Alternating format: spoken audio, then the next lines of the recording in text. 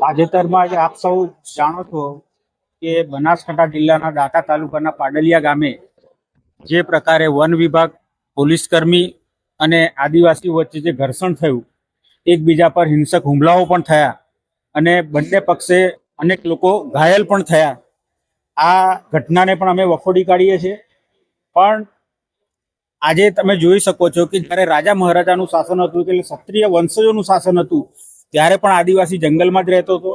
ત્યારબાદ મોગલોનું શાસન આવ્યું ત્યારે પણ આદિવાસી જંગલમાં રહેતો હતો અને ત્યારબાદ અંગ્રેજો 200 વર્ષ શાસન કર્યું ત્યારે પણ આદિવાસી જંગલમાં રહેતો હતો. અને આજે જ્યારે એ લોકો પરંપરાગત બીજી પેઢી ત્રીજી પેઢીના મકાન બનાવીને રહેતા હોય અને રાતોરાત જંગલ ખાતું અને પોલીસ કર્મીનો સાથ લઈને પહોંચી જાય અને કોઈ પણ નોટિસ આપ્યા વગર, કોઈ પણ જાણ કર્યા વગર મકાનો તોડી પાડવાની વાત કરે, એમને હાંકી પાડવાની વાત કરે, એ કોઈ પણ સંજોગોમાં વ્યાજબી નથી.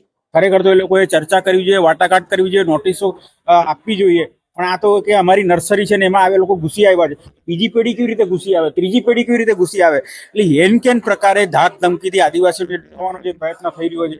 આવી જ એક ઘટના હમણાં જ 10 દિવસ પહેલા મારા મત વિસ્તાર ખેડબ્રહ્મામાં પોશીના તાલુકામાં પણ કાળા ખેતરા ગામે 2 સગીર વયના બાળક 13 વર્ષની એમની ઉંમર હતી, ઘાસ કાપવા ગયા હતા.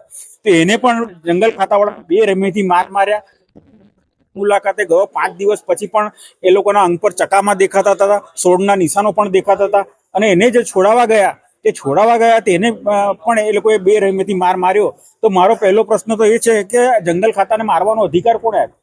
તમારે જે કાર્યવાહી કરવી એ કાર્યવાહી કરો. અને એનું મૂળ જો કારણ હોય તો 2006માં લોકસભામાં કાયદો પસાર કરીને જંગલ જમીનનો હક આપવાનો કાયદો પસાર થયા પછી પણ આજે ગુજરાતમાં 1,91,000 જેટલા લોકોએ જંગલની જમીનની માગણી કરી હતી. અત્યાર સુધીમાં માત્ર 52% લોકોને જંગલની જમીન મળી છે. હજી 48% લોકોને જંગલની જમીન મળી નથી. ને એમાં સરકાર આજે 25 વર્ષ પછી પણ એનો અમલ 20 વર્ષ પછી અમલ કરાવી શકી નથી. એના કારણે આદિવાસીઓમાં આ તણાવ ઉભો થયો છે. મારી સરકારને વિનંતી છે કે પહેલા તમે આ જે લોકોએ હક દાવા કર્યા છે ક્યાં એને મંજૂર કરો કે ના મંજૂર કરો, એનું નિરાકરણ લાવો. તો એ આદિવાસીને બી ખબર પડશે કે મને જંગલની જમીન મળવાની કે નથી મળવાની. નહીં તો આ તો સ્થાનિક લેવલે કાયમી ઘર્ષણ વન વિભાગ અને પોલીસ સાથે ઉતરેશે.